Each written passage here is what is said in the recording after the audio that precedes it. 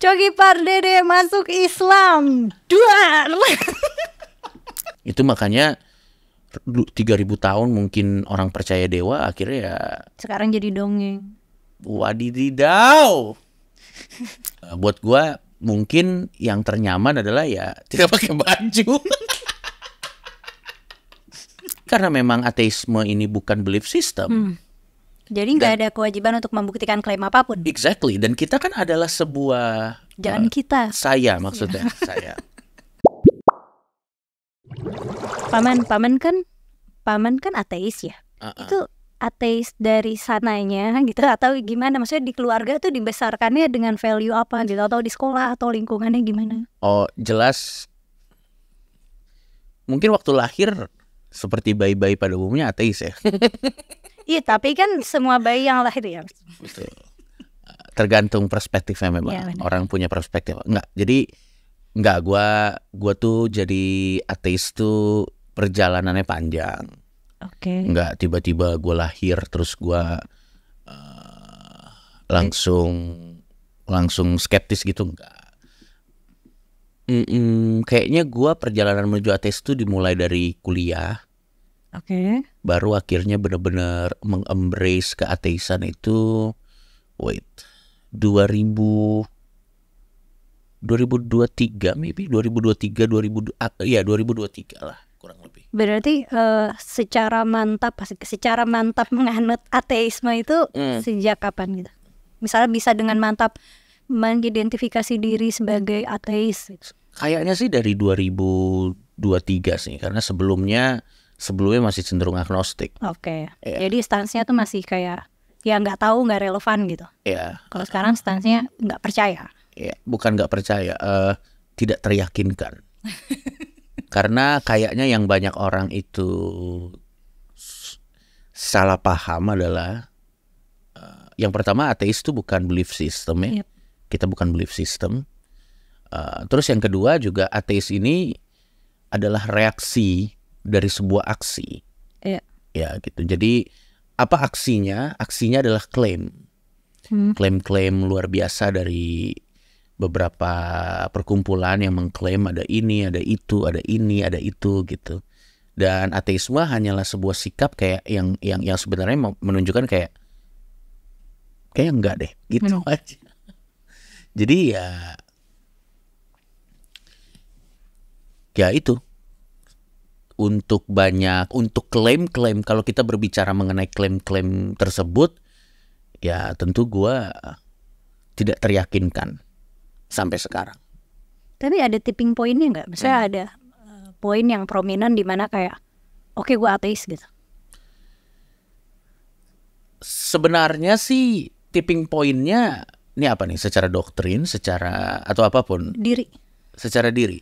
Ya semakin gua memahami mengenai the whole sistem kepercayaan ini, semakin gua tahu bahwa ternyata paling tidak, ini gua kasih disclaimer ya, paling tidak menurut gua ya, banyak orang tuh kalau kita berbicara mengenai sistem kepercayaan tuh itu sebenarnya lebih ke arah feel goods aja sih daripada apakah kepercayaan itu fakta, maksudnya membuktikan. Yes, exactly gitu. Sehingga akhirnya ya gue merasa kepercayaan itu kayak baju aja buat banyak orang. Ada yang lebih nyaman pakai baju A, ada yang lebih nyaman pakai baju B, ada yang lebih nyaman pakai baju C. Jadi it's a matter of apa ya, kenyamanan dia untuk mempercayai sesuatu aja gitu. Tidak lebih dari sebuah fakta gitu. Karena kalau misalnya masuk dengan mengatakan bahwa kepercayaan saya adalah fakta, berarti dia masuk ke ranah yang terukur. Iya. Saat dia masuk ke ranah yang terukur, kita punya ratusan atau bahkan ribuan instrumen untuk mengukur hal tersebut. Iya. Permasalahannya kan setelah itu diukur, yang mengukur kan dibacok.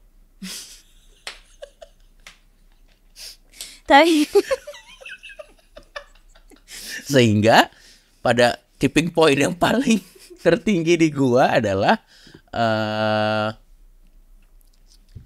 gua akhirnya sadar bahwa kepercayaan ini mah cuman feels good aja gitu. Ya kalau ada yang percaya A dan dia nyaman dengan itu dan dia jadi berbuat baik karena dia percaya itu, ya by all means silakan. Tapi buat gua, kenyamanan gua adalah, ada yang bisa ngerasa nyaman. Baju ABC itu nggak ada yang bisa nyaman. Buat gua mungkin yang ternyaman adalah ya tidak pakai baju. Mungkin kalau pakai analogi baju tadi. Iya. Tapi kalau waktu kecil pakaiin baju apa? Kalau waktu kecil gue dipakein baju Kristen. Dan lingkungan itu taat nggak? Maksudnya Kristen? Sangat. Oh gitu. Sangat taat. Intinya gue dibesarkan di lingkungan yang sangat taat dan sampai taraf tertentu gue sangat paham lah mengenai teologi kekristenan. Kalau kita berdiskusi soal kekristenan, gue cukup percaya diri, gue paham banyak teologinya gitu. Cuman kalau didebatin males juga ya. Gue udah tidak punya energinya. Gue udah gak punya energinya. Karena udah tahu bakal muternya kemana. Ya. Dan pada akhirnya gue selama lo nyaman dengan baju itu dan output lo tidak mengganggu hukum-hukum yang kita sepakati bersama, yang which is adalah tidak membunuh atau tidak mencuri. Selama lo mengikuti panduan umum itu, menurut gue setiap orang berhak lah ya untuk mempercayai baju apa aja. Yang which is ironisnya adalah terkadang pandangan seperti ini nih tidak bisa both sides. Iya. Orang yang pakai baju nggak suka sama orang yang telanjang. Iya. Kayak woi pakai baju lo gitu. Iya gitu loh. Maksudnya kalau kita pakai analogi baju aja nih, ada yang nggak ngerti juga nih, agak ribet juga. Tapi maksudnya kayak sebagaimana gue tidak mempermasalahkan orang mau percaya apa dan itu gue kembalikan ke mereka, tapi orang yang punya kepercayaan kayaknya lebih sulit untuk bisa menerima. Ada orang yang nggak bisa mempercayai kepercayaan gitu. Dan kadang output mereka tuh mengganggu gitu. Iya. Itu mungkin juga karena kalau dari pengalaman paman sama dari pengalaman mungkin ateis-ateis lainnya, karena mereka berangkatnya dari pakai baju dulu. Ya. Terus nggak cocok mereka buka baju gitu. Sedangkan orang-orang yang udah mungkin lebih tepatnya seragam aja kali ya. Udah pakai seragam, terus nggak cocok pakai seragam, ya udah pakai baju bebas. Ya. Nah, udah gitu. Orang-orang yang sepanjang hidupnya pakai seragam ini nggak bisa ngerti kenapa orang-orang ini nggak mau pakai seragam gitu. Betul. Dan that's all they know. Dan ketimbang mempermasalahkan kenapa orang nggak pakai seragam, kenapa tidak mencari tahu kenapa dia pakai seragam itu? Maksud gue kan itu kayaknya lebih produktif untuk orang yang pakai seragam itu gitu loh maksudnya. Kalau buat gue sih gitu. Iya benar. Jadi nggak ngecek ke diri sendiri tapi ngejudge orang. Ya. Apa mungkin karena gue punya asumsi lagi sekali lagi. Apa mungkin karena jangan-jangan kepercayaan mereka jadi relevan kalau ada hal lain yang dijatuhkan gitu. Nah ini juga aku jadi pengen nanya. Tapi lo paham kan maksud gue kan? Iya, aku jadi pengen nanya. Gue kalau kayak gitu kan bukannya jadinya kepercayaan lo kurang. Sebagai ateis ada insecure-nya enggak? Nah, karena kan itu berarti kan kayaknya orang yang pakai seragam itu kan kayak rentan banget, kayak dikritik dikit marah atau ada yang musik dikit marah gitu. Pokoknya ngerasa kayaknya tuh yang dipercayainnya itu sangat-sangat gitu. Walaupun mungkin di mulut dia mengatakan tidak seperti itu, tapi kan kita bisa lihat action mereka kan terukur gitu. Benar, action mereka kan terukur lihat. Gitu. Kalau gua rasa begini, biasanya memang beban terberat tuh dari yang paling banyak klaim. Iya. Gitu. Itu alasannya kenapa akhirnya keinsekuritasan ini sadar atau tidak sadar ada di teman-teman yang pakai seragam, karena the whole idea dari kepercayaannya aja itu klaim-klaim fantastis. Betul, klaim-klaim fantastis yang tidak bisa dibuktikan atau dibuktikan salah. Gitu. Betul. Sehingga ditambah lagi banyak sekali core dari kepercayaan-kepercayaan ini juga adalah klaim-klaim fantastis, sehingga pasti mereka sadar atau tidak sadar ada di level insekuritas yang cukup tinggi gitu. Nah, balik lagi karena memang ateisme ini bukan belief system. Jadi nggak ada kewajiban untuk membuktikan klaim apapun. Exactly. Dan kita kan adalah sebuah kita. Saya maksudnya saya.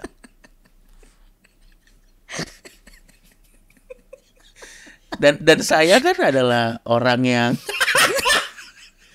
dan sekali lagi kan ateis itu kan sebuah sikap gitu, sebuah sikap yang kayaknya gue enggak deh gitu. Kayak sebagai contoh,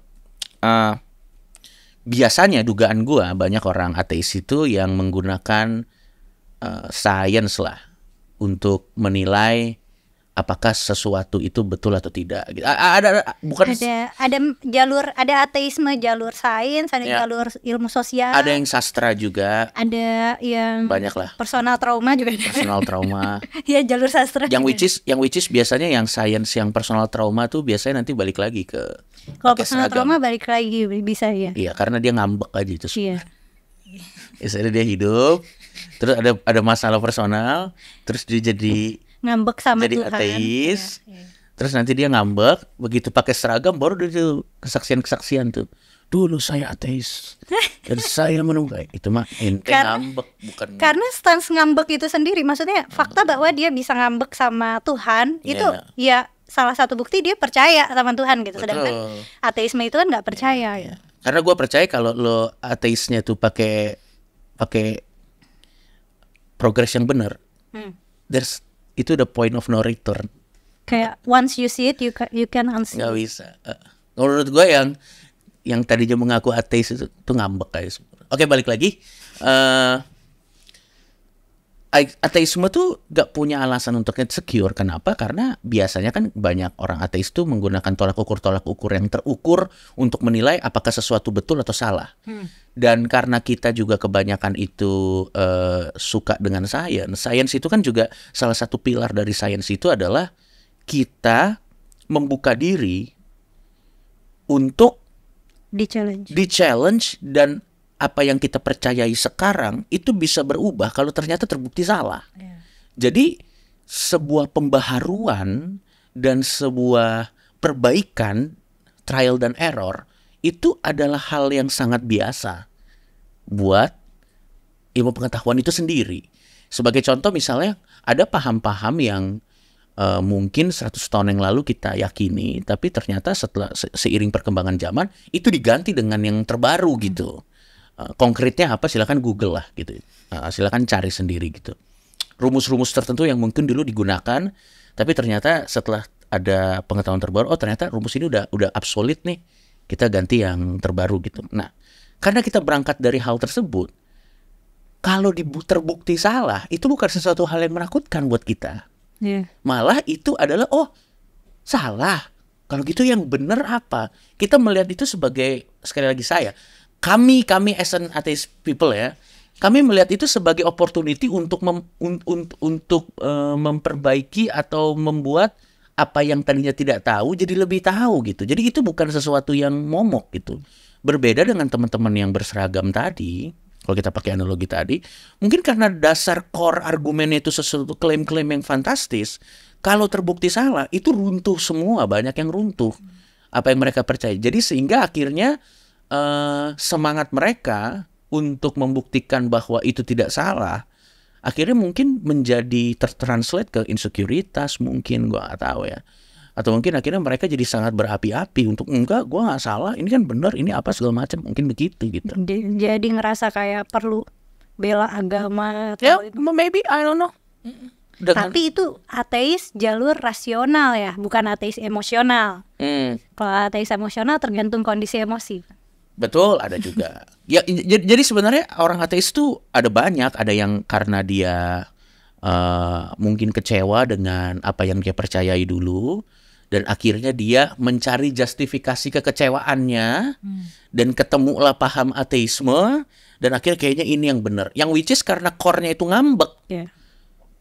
Dan dia putus sama Tuhan gitu, kayak ngambek, ya gue ninggalin Tuhan. Iya, core-nya itu ngambek, itu biasanya bukan pilar terkuat.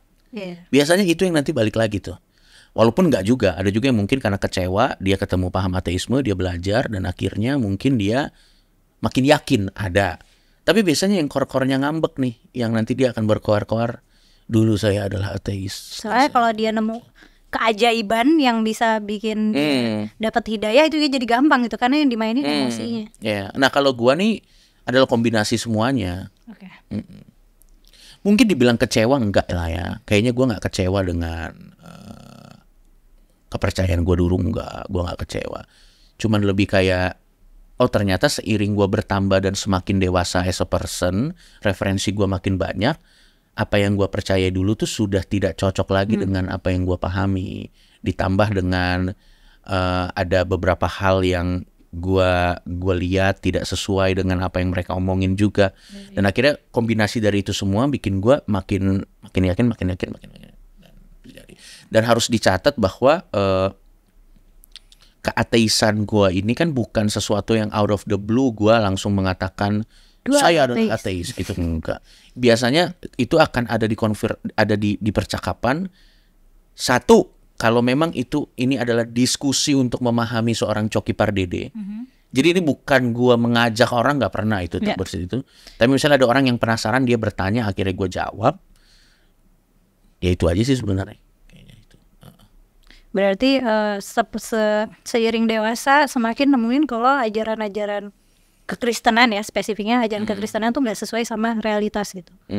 Menurut saya. Iya. Menurut tapi saya yakin Paman. buat orang enggak. Tapi Paman sempat kayak pengen login ke tempat lain nggak? Kalau yang samawi sih enggak ya. Tapi kalau yang non samawi? Lebih enggak lagi.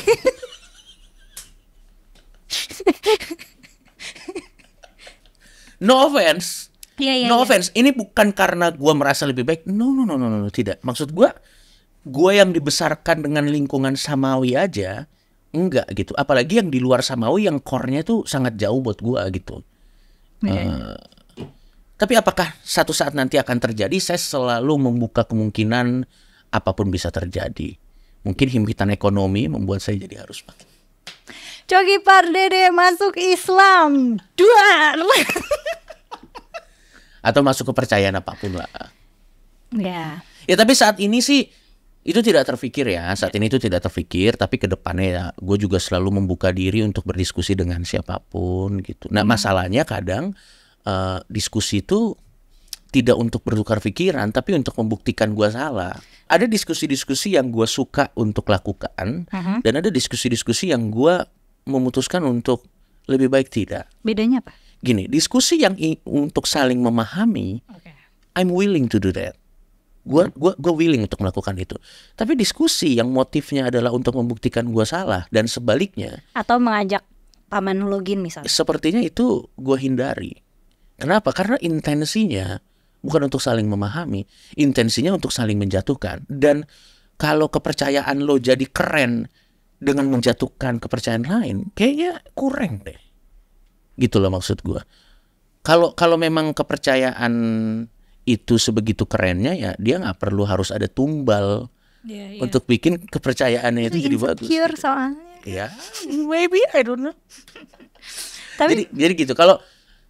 Kalau misalnya, kecuali memang dalam situasi-situasi terjebak di mana ternyata di hari H bintang tamunya ini ya udahlah karena gue profesional ya udah datang aja gitu, dan gue jadi ada di situ. Tapi kalau diskusi untuk saling memahami, kayak misalnya kan kita ngobrol gini kan kita cuman pengen tahu, nggak ada intensi apa-apa. Dan gue juga nggak mempermasalahkan orang lain punya kepercayaan apa, bebas gitu kan. Tapi tolong tetap ditonton full ya, nanti potong-potong di TikTok. Saya udah terlalu sering video saya dipotong di TikTok. Tapi karir saya bagus-bagus aja juga. Gitu sih kalau gitu. Tapi berarti kan Paman Coki ngerasa pede nih sama ya konsep-konsep teologis kekristenan. Itu pernah nggak sih kayak misalnya ditantang open debate gitu, atau misalnya sama tokoh agama lain gitu?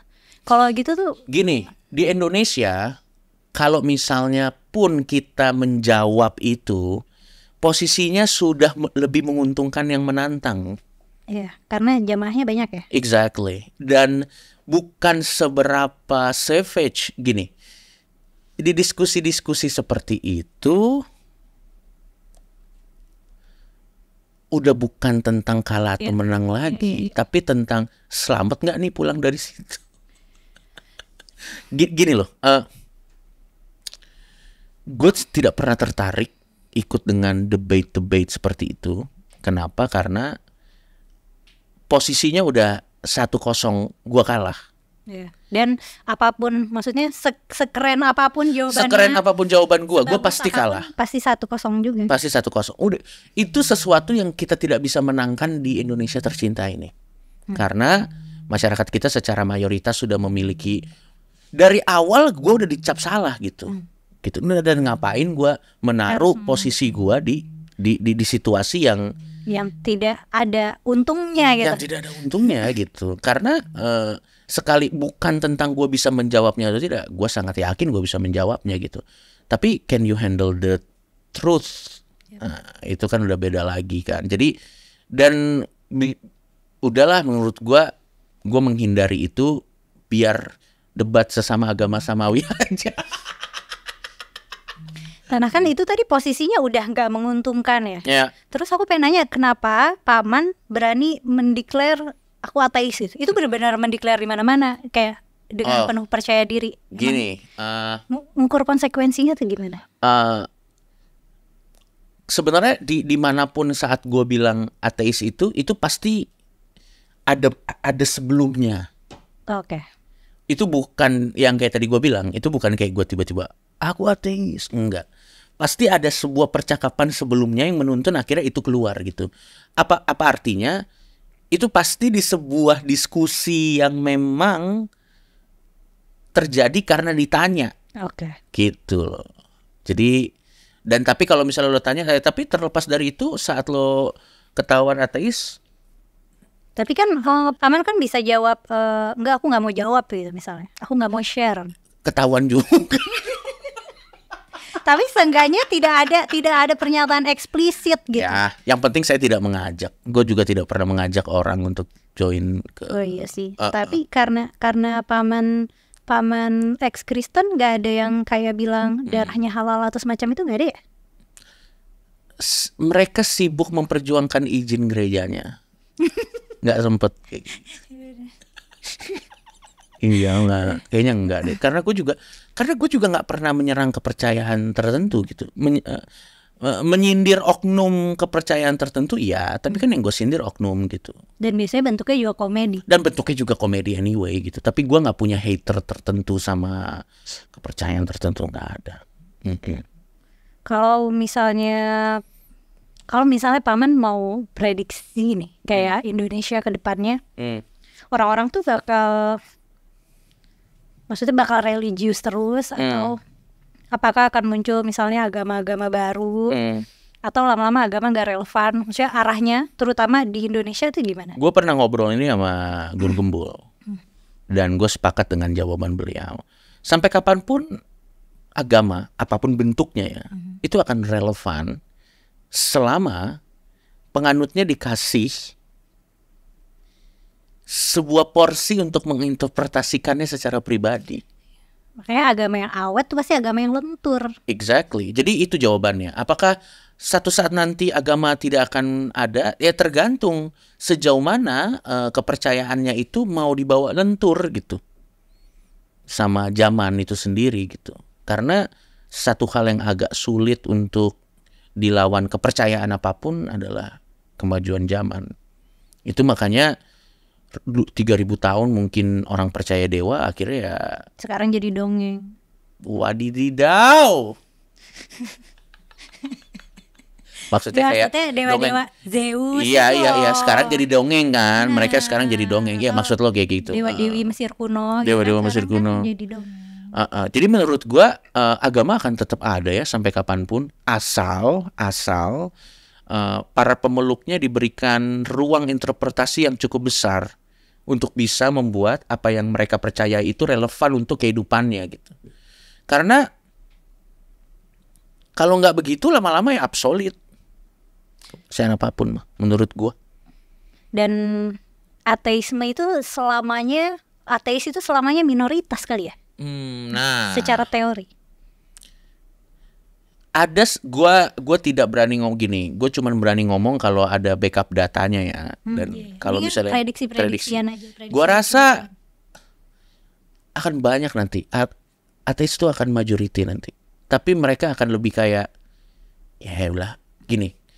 Kedepannya gue yakin akan banyak orang beragama tapi birokrasi doang. Atau culture doang. Culture aja. Dan sebenarnya mereka nggak mengamalkan gitu kayak dia, tapi Lebaran mah ikut Lebaran ya, atau Natal mah ikut Natal, Waisak mah ikut Waisak gitu. Karena toh itu juga adalah perkumpulan yang menyenangkan juga kok. Ada diskonnya juga, ada privilege yang bisa dinikmati gitu kan. Cuti karyawan. Ya cuti. Jadi kita as a culture convenience-nya aja, apa namanya itu istilahnya berkumpulnya aja gitu. Dan di negara Barat kan udah banyak Kristen yang culture gitu kan, yang mereka Kristen tapi secara culture aja mereka seneng merayakan Natal gitu, karena memang ya itu culture-nya ada bersama keluarga, atau mungkin mereka bisa makan bareng Thanksgiving, mereka nggak percaya itu apa, atau Halloween juga. Jadi gua rasa yang akan terjadi semakin maju dunia ya secara culture sih tetap akan bertahan ya, tapi apakah benar-benar mengamalkan kayaknya it's remain to be seen sih menurut gua. Dan kayaknya makin kesini kan udah makin kelihatan orang kayak udah mulai sangat lentur dengan apapun kepercayaannya kan.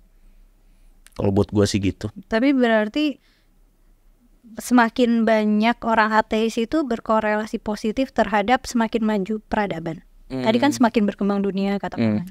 Enggak juga. Gue rasa semakin banyaknya orang ateis itu menunjukkan kurang mampunya kepercayaan tersebut menjelaskan dirinya dengan baik. Jadi bukan tentang kemajuan zaman juga sih menurut gua. Gini, semakin zaman bertambah, semakin zaman bertambah maju, semakin banyak aspek-aspek yang 20 tahun yang lalu nggak ada, tapi jadi ada di kemajuan zaman.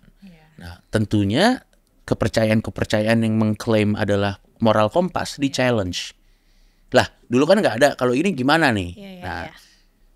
Nanti bermain Facebook ada bukunya itu. Ya, misalnya apapun itulah ya. Nah, semakin jawabannya sudah tidak relevan lagi, itu akan terlihat. Atau semakin nanti ilmu pengetahuan membuktikan ini, klaimnya ini kan akan teruji nanti oleh sama waktu gitu.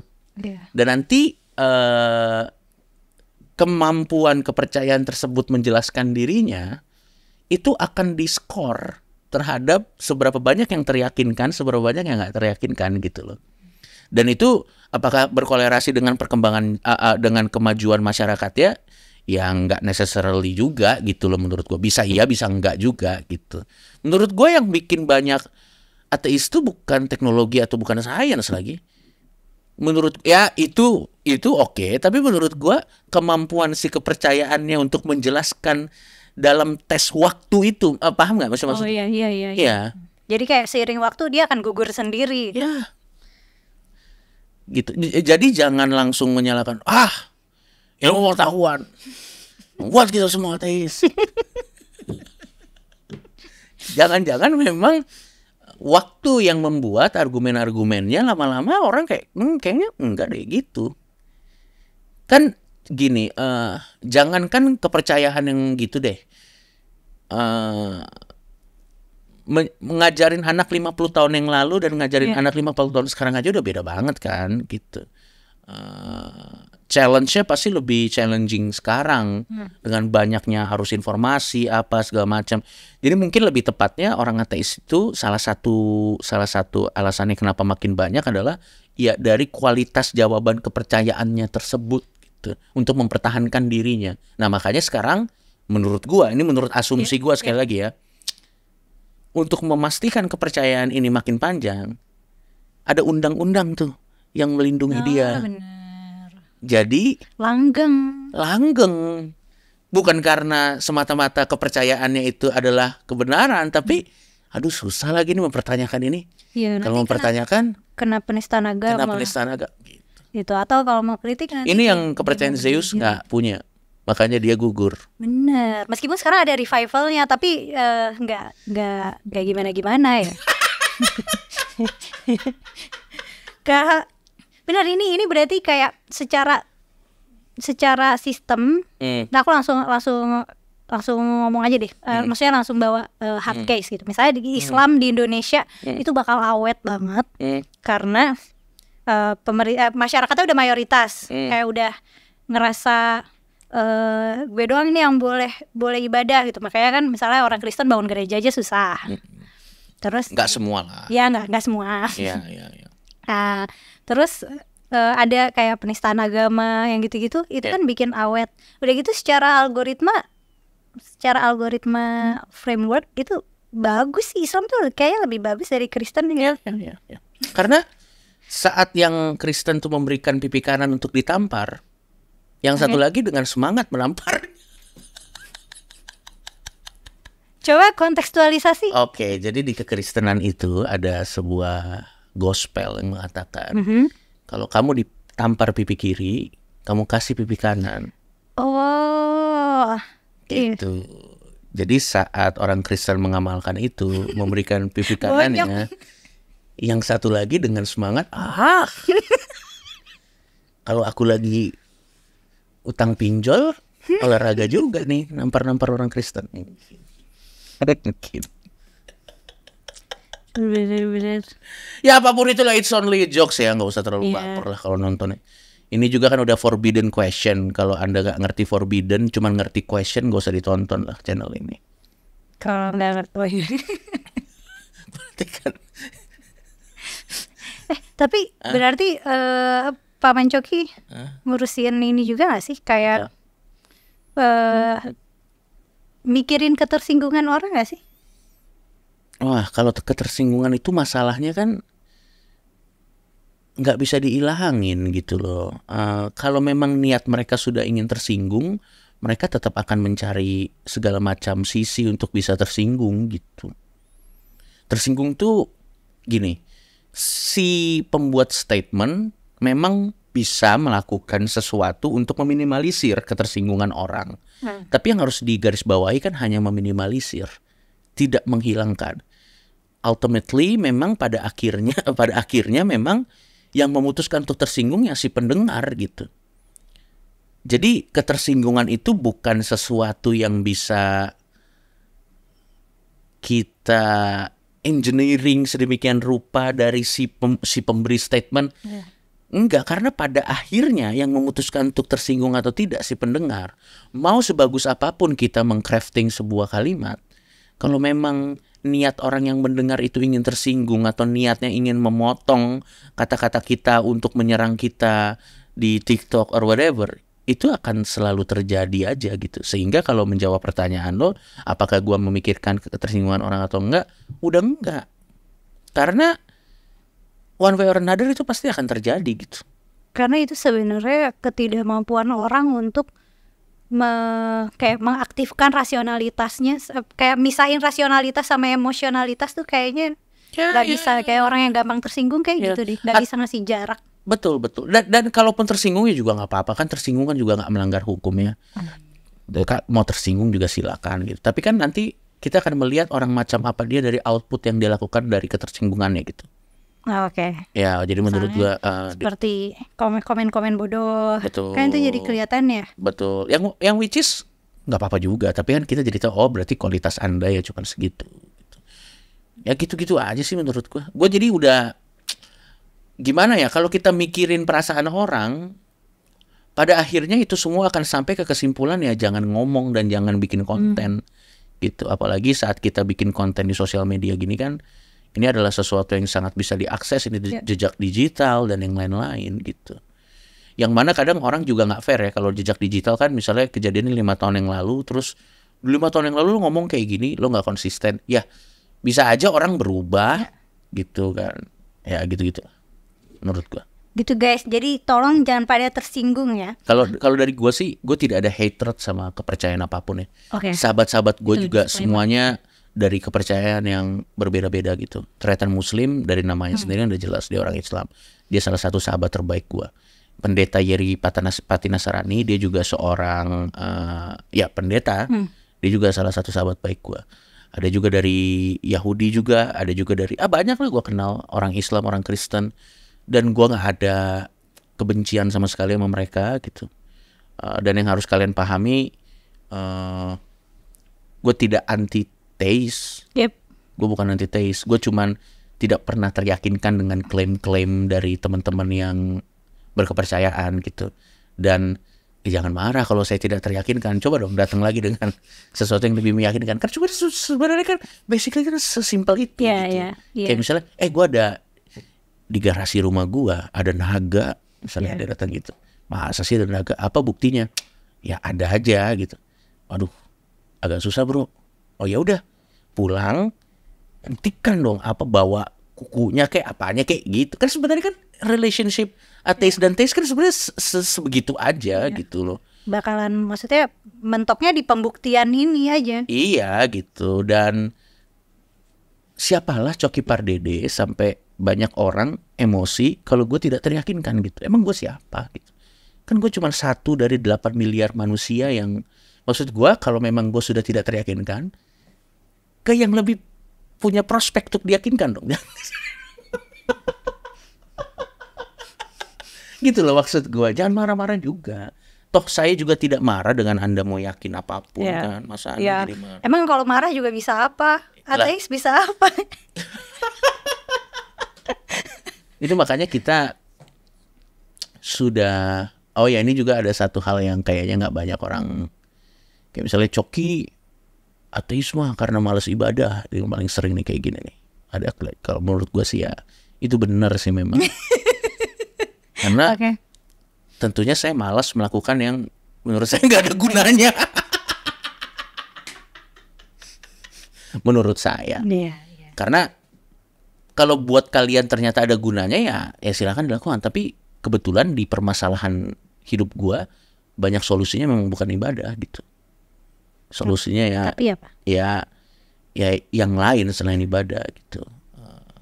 Kayak misalnya juga, terus gimana? Apakah kamu bisa mencari ketenangan? Kalau kamu ateis, kamu kan nggak punya tujuan hidup, loh. Ya itu paling umum ya. Paling umum. Bukannya kamu kalau ateis kan kamu berarti tidak punya tujuan hidup loh. Saya kerja ini ya untuk anjing saya tuh di rumah namanya Peter tuh. Oh iya, aku sekalian. Lucu banget lagi. Atau misalnya untuk supaya punya kehidupan yang lebih baik gitu. Menurutnya tujuan hidup. Kalau misalnya dibilang tujuan hidup seperti itu tidak fulfilling lah, itu udah. Padahal itu tujuan hidup yang paling napak ya nggak sih dibanding surga. Ya apapun itulah. Apapun itu. Kalau misalnya masa lo cuma hidup cuma biar bisa dapat kehidupan yang lebih baik loh. Bukankah satu statement seperti itu aja udah menunjukkan bahwa attitude-nya berarti gue lebih baik daripada lo nih. Itu juga udah agak kurang ya menurut gue. Dan siapa tahu itu yang memang bikin gue happy, ya kenapa enggak gitu. Gue juga nggak masalah sama apa yang bikin kalian happy. Kenapa kalian masalah dengan apa yang bikin gue happy gitu. Kalau gue sih gitu aja sih sebenarnya. Berarti pokoknya intinya ateis itu belum tentu bukan belum tentu, bahkan tidak sama dengan antiteis. Ya itu dia, kayaknya banyak orang nggak ngerti deh itu. Sehingga ateis adalah kayaknya ateis itu serem. Kayaknya di pikiran orang-orang ateis itu serem.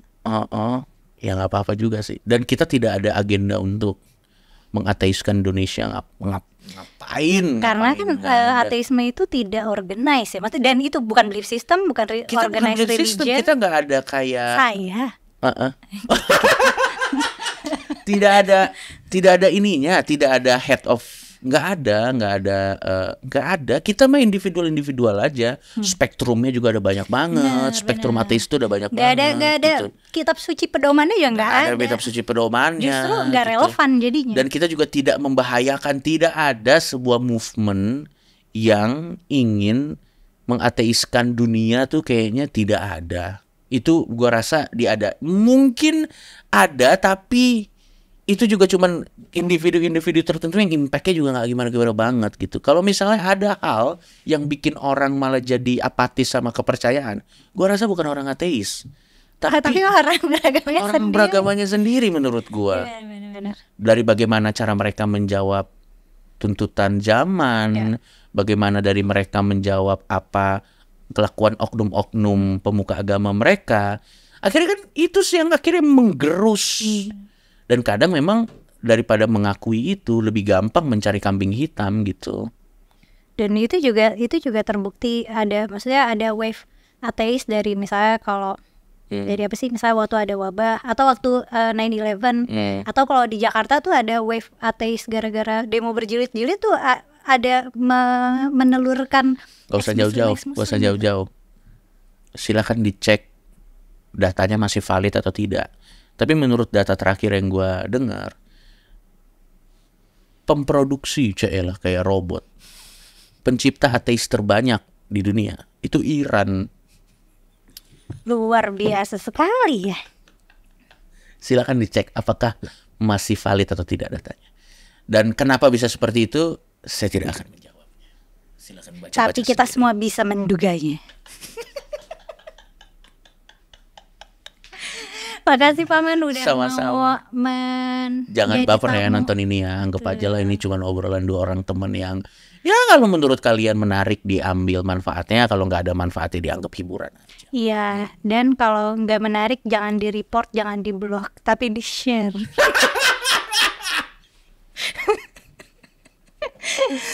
Makasih teman-teman udah nonton sampai selesai. Sampai ketemu lagi di konten selanjutnya.